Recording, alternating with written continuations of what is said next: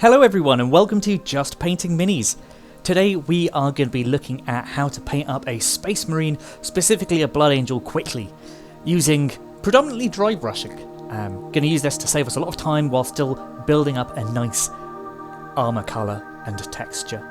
So while this is going to be a Blood Angel scheme, you can use this for whatever chapter you like, just by switching out colours.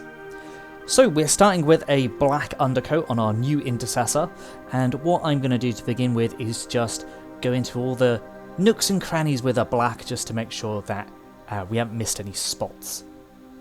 From there we're going to start building up our red. We're using a big old makeup brush here, and we're going to dry brush. I'm using a corn red to serve as one of our two reds we're going to use for our Blood Angel. You'll notice I'm predominantly pulling the brush downwards to try and replicate the light hitting it from the top, so that the top of the mini has more paint on it than the bottom. At the bottom we're left with more black bits. So you do see there me sometimes going in at different angles as well. After that we're going to switch to a Mephiston red, using the same dry brush and the same technique, just to build up that red. Again pulling the brush downwards, so that the lightest areas are on the top, and going around the entire mini to build up this colour. You can do this as long as you like, or as short as you like, until you're happy with the result.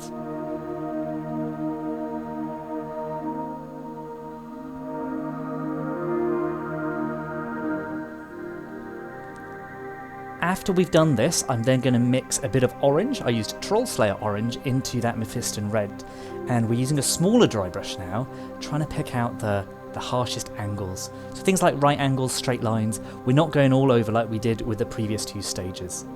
And this is to kind of emulate edge highlighting, though it obviously is much faster and much easier. Then just gotta fill out the other bits. So going back with a Black Legion just to go over our gun. Got a bit of red splashing onto it during the dry brushing stage, which is fine. We're also going to paint up other things that you either want to be black or silver, so that includes the magazine, the Aquila. It's not an Aquila, the Imperialis, I think. Someone tell me. On his chest.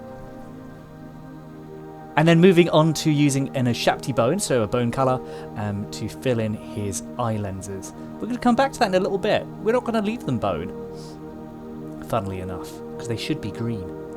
Take your time with this, be nice and careful.